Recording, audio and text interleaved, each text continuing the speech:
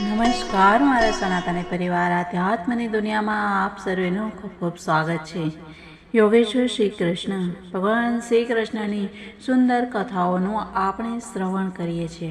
એવી કથાઓ કે જે શૌર્ય અને વીરતાથી ભરેલી છે, એવી કથાઓ કે જે ભગવાન શ્રી કૃષ્ણના સુંદર જીવનનું દર્શન કરાવી રહી છે। આવી સુંદર વાતો કથાઓ સાંભળવામાં સર્વનું કલ્યાણ છે અને આ સાંભળવી ખૂબ જ જરૂરી છે। એવી કથાઓ માટે મિત્રો આ ચેનલમાં એટલે કે સ્પિરિચ્યુઅલ વર્લ્ડ આધ્યાત્મિક ચેનલ પર જો નવા હો તો ચેનલને સબસ્ક્રાઈબ કરી લો અને બાજુવાળા બેલ આઇકનને પ્રેસ કરી દો। સાથે સાથે વિડીયો પસંદ આવે તો લાઈક અને શેર પણ કરવાનું ભૂલતા નહીં। મિત્રો આજે આપણે જાણીએ આગળ। જ્યારે ભગવાન શ્રી કૃષ્ણ કુમાર પ્રદ્યુમ્ન તેને મોટો કરનાર દાસી જે વિપરીત ભાવથી જોઈ રહી હતી, ત્યારે તેણે પૂછ્યું કે દેવી, તમે તો મારી મા સમાન છો, તમારી બુદ્ધિ વિપરીત કેમ થઈ ગઈ? હું જોઉં છું કે તમે માનો ભાવ ત્યજી અને પત્ની જેવો હાવભાવ દેખાડી રહ્યા છો। ત્યારે રતિએ કહ્યું કે પ્રભુ, તમે સ્વયં ભગવાન નારાયણના પુત્ર છો।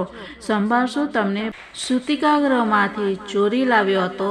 તમે મારા પતિ સ્વયં કામદેવ છો અને હું આપની હર હંમેશની પત્ની રતિ છું। મારા સ્વામી, જ્યારે તમે 10 દિવસના પણ ન હતા ત્યારે આ સંભાસુરે તમારું હરણ કરી અને તમને સમુદ્રમાં નાખી દીધા હતા। ત્યાં એક મચ્છ તમને ગળી ગયો અને તેના પેટમાંથી તમે અહીં મને પ્રાપ્ત થયા છો।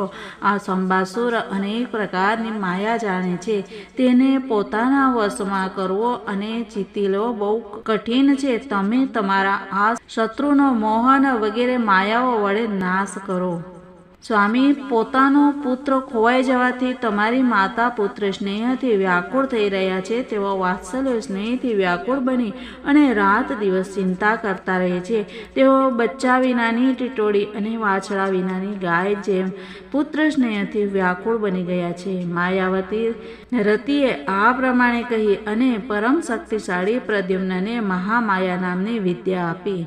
આ વિદ્યા એવી છે જે તમામ પ્રકારની માયાઓનો નાશ કરી દે છે। હવે પ્રદ્યુમ્નજી સંભાસુરની પાસે જઈ અને સહન ના થઈ શકે તેવા વચનોથી કલહ પેદા કર્યો। તેઓ ઈચ્છતા હતા કે આ કોઈ રીતે ઝઘડો કરે। એટલું જ નહીં, તેમણે સંભાસુને યુદ્ધ માટે સ્પષ્ટ રૂપે આમંત્રિત કર્યો। પ્રદ્યુમ્નજીના કટુ વચનોના ઘાથી સંભાસુર એવી રીતે છંછેડાઈ ગયો જાણે કોઈએ ઝેરીલા સાપને પગથી લાત મારી હોય। તેની આંખો ક્રોધથી લાલ થઈ ગઈ। તે હાથમાં ગદા લઈ અને બહાર નીકળ્યો। તેણે પોતાની ગદા બહુ જોરથી આકાશમાં ઘુમાવી અને પ્રદ્યુમ્નજી પર પ્રહાર કર્યો। ગદા મારતી વખતે તેણે વજ્રના કડાકા જેવી તીવ્ર ગર્જના કરી જાણે વીજળી ત્રાટકી હોય। પ્રદ્યુમ્નજીએ જોયું કે ગદા એમની તરફ ખૂબ વેગથી આવી રહી છે, ત્યારે તેણે પોતાની ગદાના પ્રહારથી તેની ગદાને રોકી લીધી અને ક્રોધપૂર્વક પોતાની ગદા તેના પર ફેંકી।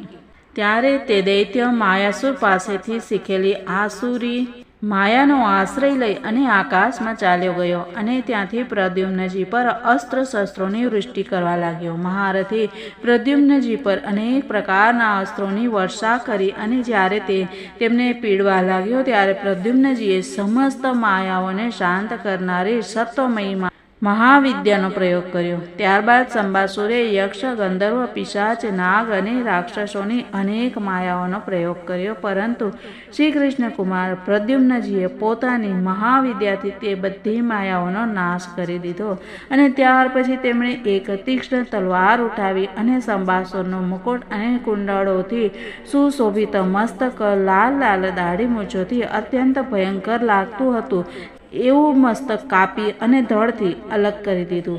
દેવતાઓ પુષ્પની વૃષ્ટિ કરી સ્તુતિ કરવા લાગ્યા અને ત્યાર પછી માયાવતી રતિ, જે આકાશમાં પણ ચાલી શકતી હતી, પોતાના પતિ પ્રદ્યુમ્નજીને આકાશ માર્ગે દ્વારકાપુરીમાં લઈ ગઈ। આકાશમાં પોતાની ગોરી પત્ની સાથે શ્યામ વર્ણના પ્રદ્યુમ્નજી વીજળી અને મેઘના જોડાની જેમ શોભી રહ્યા હતા। આ પ્રમાણે તેમણે સેંકડો સ્ત્રીઓના નિવાસ સ્થાન એવા ભગવાનના તે ઉત્તમ અંતઃપુરમાં પ્રવેશ કર્યો। અંતઃપુરની સ્ત્રીઓએ જોયું કે પ્રદ્યુમ્નજીનું શરીર વર્ષાકાલીન મેઘ જેવું શ્યામ વર્ણ છે. રેશમી પીતાંબર ધારણ કરેલું છે, ઘૂંટણો સુધી લાંબી ભુજાઓ છે, કમળ જેવા લાલ નેત્રો અને કાળા વાંકડિયા કેશોથી સુશોભિત, સુંદર હાસ્યથી પ્રફુલ્લિત, સુંદર મુખવાળા તે પ્રદ્યુમ્નજીને જોઈ અને બધી સ્ત્રીઓ તેમને શ્રીકૃષ્ણ સમજી અને શરમાઈ ગઈ અને જ્યાં ત્યાં છુપાઈ ગઈ. પછી ધીરે ધીરે તે સ્ત્રીઓને ખબર પડી ગઈ કે આ શ્રી કૃષ્ણ નથી. તેથી તેઓ ફરીથી ધીરે ધીરે સૂક્ષ્મ નજરે જોવા લાગી. ત્યારે ભગવાન શ્રી કૃષ્ણના સ્વરૂપ, વય વગેરેમાં થોડી વિલક્ષણતા જોઈ અને તે અત્યંત આનંદિત અને વિસ્મયપૂર્વક આ શ્રેષ્ઠ દંપતી પાસે આવી ગઈ. સદા મધુરભાષી શ્યામનયનના રુક્ષ્મણીજી ત્યાં આવી પહોંચ્યા.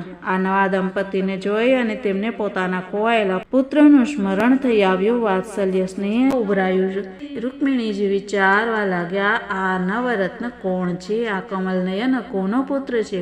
કઈ ભાગ્યશાળી સ્ત્રીએ આને પોતાના ગર્ભમાં ધારણ કર્યો હશે? આને આ કોણ સૌભાગ્યવતી પત્ની પ્રાપ્ત થઈ છે? મારો પણ એક નાનકડો બાળક ખોવાઈ ગયો છે. ખબર નથી એને કોણ સૂતિકા ગૃહમાંથી ઉઠાવી લઈ ગયું. જો તે ક્યાંક જીવતો જાગતો હશે તો તેની ઉંમર તથા રૂપ પણ આના જેવું જ હશે. હું તો એ વાતથી પરેશાન છું કે આને ભગવાન શ્યામ સુંદર જેવું રૂપ, શરીરનો બાંધો, ચાલ, હાસ્ય, ચિતવન અને બોલચાલ ક્યાંથી પ્રાપ્ત થયા? માનો ન માનો આ તે જ બાળક છે જેને મેં મારા ઉદરમાં ધારણ કર્યો હતો. કેમ કે સ્વાભાવિક રીતે મારો સ્નેહ આના પ્રતિ ઉભરાઈ રહ્યો છે. જે સમયે રૂક્મિણીજી આવો વિચાર કરી રહ્યા હતા તે જ સમયે પવિત્ર કીર્તિ ભગવાન શ્રી કૃષ્ણ પોતાના માતા પિતા દેવકી વસુદેવજીની સાથે ત્યાં પધાર્યા. ભગવાન શ્રી કૃષ્ણ બધું જાણતા હતા, પરંતુ તેઓ કંઈ બોલ્યા નહીં, ચૂપચાપ ઊભા રહ્યા. એટલામાં જ દેવર્ષિ નારદજી ત્યાં આવી પહોંચ્યા અને તેમણે પ્રદ્યુમ્નજીને સંબાસુરે હરી જવાની, સમુદ્રમાં ફેંકી દીધાની વગેરે જે ઘટનાઓ બની હતી તે કંઈ સંભળાવી. નારદજી દ્વારા અત્યંત આશ્ચર્યજનક ઘટના સાંભળી અને ભગવાન શ્રી કૃષ્ણના અંતઃપુરની સ્ત્રીઓ ચકિત થઈ ગઈ અને ઘણા વર્ષોથી ખોવાઈ ગયા પછી પાછા આવેલા પ્રદ્યુમ્નજીનું એ રીતે અભિનંદન કરવા લાગી જાણે કોઈ અમૃત શરીરમાં પ્રાણ આવી ગયા હોય. દેવકીજી, વસુદેવજી, ભગવાન શ્રી કૃષ્ણ, બલરામજી, રૂક્મિણીજી અને સ્ત્રીઓ બધા તે નવ દંપતીને હૃદયે લગાડી અને અત્યંત આનંદિત થઈ ગયા. જ્યારે દ્વારકાવાસી સ્ત્રી પુરુષોને ખબર પડી ગઈ કે ખોવાઈ ગયેલા પ્રદ્યુમ્નજી પાછા આવી ગયા છે, ત્યારે તે પરસ્પર કહેવા લાગ્યા કે અહો, કેવા સૌભાગ્યની વાત છે કે આ બાળક જાણે મરીને પાછો આવ્યો હોય. પ્રદ્યુમ્નજીના રૂપ રંગ ભગવાન શ્રી કૃષ્ણ સાથે એટલા મળતા આવતા હતા કે તેમને જોઈને તેમની માતાઓ પણ તેમને પોતાના શ્રી કૃષ્ણ સમજી અને મધુર ભાવમાં મગ્ન થઈ જતી હતી અને તેમને સામેથી ખસી અને એકાંતમાં ચાલી જતી.